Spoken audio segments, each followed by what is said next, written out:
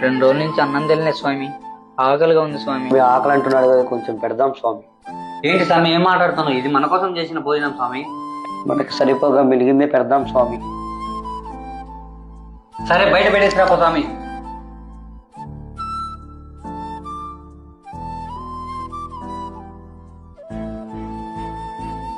స్వామి ఏంటిది? ఆ పిల్లోని బయటకు వచ్చి పెట్టి భోజనం పెట్టారేంటి? స్వామి అతను ఎవరో తెలుసు, ఎక్కడి నుంచి వచ్చిందో తెలుసు స్వామి. ఎలా స్వామి రాజేశ్వరం లోపలికి? ఆకలని వచ్చిన వాడి కడుపు చూడాలే గాని వాడు ఎలా ఉన్నాడు, ఎక్కడి నుంచి వచ్చాడు, వాడు కులం ఏంటి, మతం ఏంటి అని చూడకూడదు స్వామి.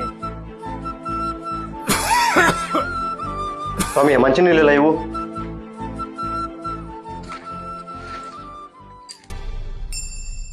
పద్దెంది పడి మెట్ల పైకెక్కి గుడికేగు భక్తులకు ఎదురొచ్చే బంగారు స్వామి.